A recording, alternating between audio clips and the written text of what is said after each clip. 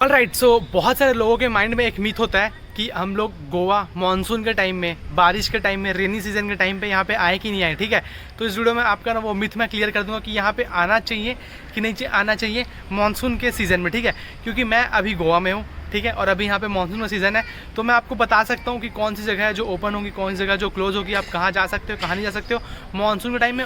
और at last आपको ये पता चल जाएगा कि मानसून में गोवा आना वर्दी है कि नहीं, फ्रूटफुल है कि नहीं। ठीक है, तो आप लोग से रिक्वेस्ट है कि वीडियो को पूरा एंड तक देखना, क्योंकि आपका मिथ बहुत अच्छे से क्लियर हो जाएगा। ठीक है, और आपको जितनी सारी प्रॉब्लम हो सकती है गोवा आने के बाद मानसून के सीजन में घूमने के लिए, तो सारा चीज़ क्लियर हो जाएगा। ठीक है, चलो अपन वीडियो को स्टार्ट करते हैं बिना किसी देरी के। तो सबसे पहला जो मिथ बस्टर रहेगा इस वीडियो का वो ये रहेगा कि अगर आप गोवा आते हो मानसून के सीजन में तो आप क्या क्या चीज़ें मिस कर सकते हो। ठीक है, मतलब क्या क्या चीज़ आप नहीं कर पाओगे गोवा में मानसून के टाइम पे। ठीक है, तो फर्स्ट चीज़ मैं ये कवर करूँगा। तो चलो अपनी फर्स्ट टॉपिक को अपन एलोबरेट करते हैं।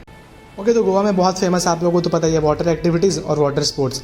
लेकिन अगर आप लोग मानसून के सीज़न में गोवा आते हो ना, तो आप लोग यहाँ पे जो वाटर एक्टिविटीज़ और जो वाटर स्पोर्ट्स होते हैं जितने भी टाइप के, आप लोग सारा मिस कर दोगे, क्योंकि वो सारी चीज़ें स्टार्ट होती हैं मार्च के महीने में।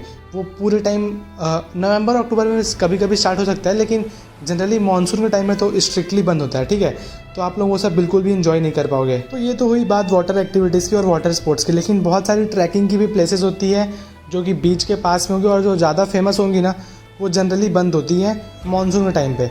तो अब आप लोगों को इसके अकॉर्डिंगली ही अपना गोवा का ट्रिप प्लान करना होगा मानसून टाइम में। अगर आप लोग यहाँ मानसून के टाइम पे आते हो तो वाटर एक्टिविटीज़ और बहुत सारी ट्रैकिंग की प्लेसेस जो कि बहुत फेमस है और जो गवर्नमेंट ओरिएंटेड है वो आपको बंद मिलेंगी।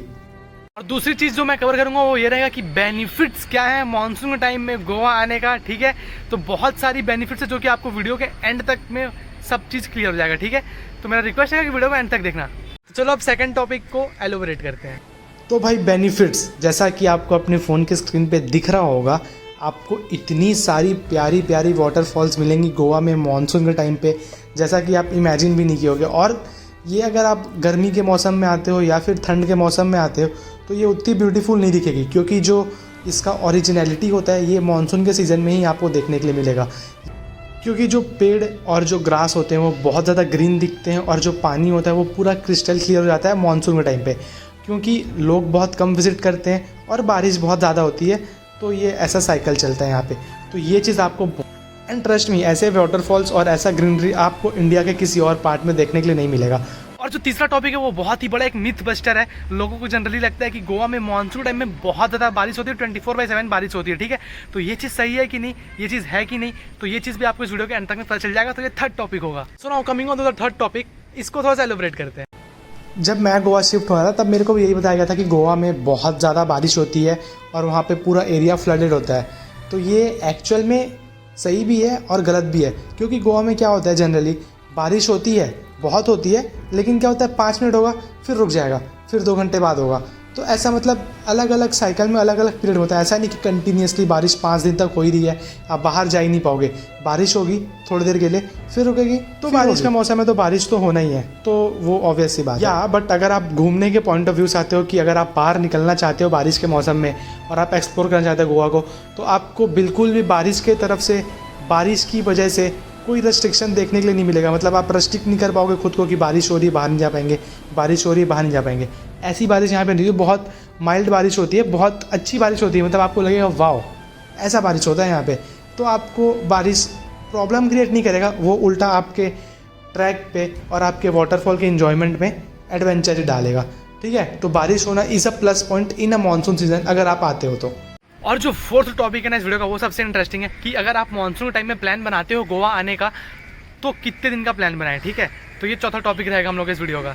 फोर्थ टॉपिक सबसे इंपॉर्टेंट है ना, तो फोर्थ टॉपिक को अभी एलोबरेट करेंगे।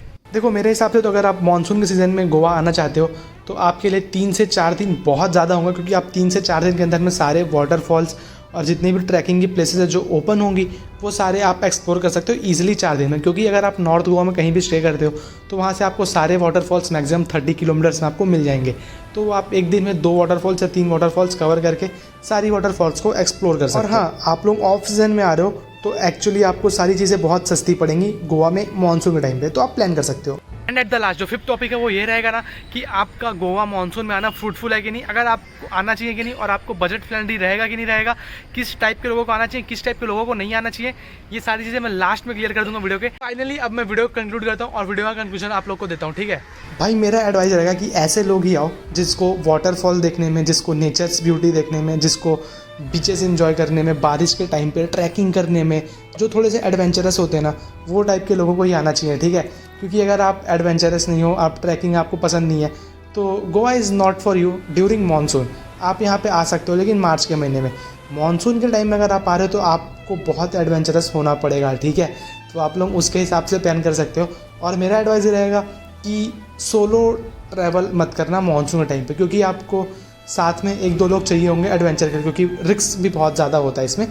तो बस क्या, तो आई होप आपको ये वीडियो टाइम वर्दी लगा होगा, आपका 5 मिनट वेस्ट नहीं होगा। अगर आपको लगा कि ऐसा बहुत ही अच्छा इन्फॉर्मेशन था, आपको अच्छा लगा, तो चैनल को सब्सक्राइब कर दें, वीडियो को लाइक कर दें, ताकि ये वीडियो और लोगों तक पहुंच जाए और उनके भी माइंड से ये मिथ क्लियर हो जाए, ठीक है। चलो अपन इस वीडियो को एंड करते हैं और मिलते हैं ऐसे किसी अगली मजेदार वीडियो में, तब तक के लिए पीस आउट।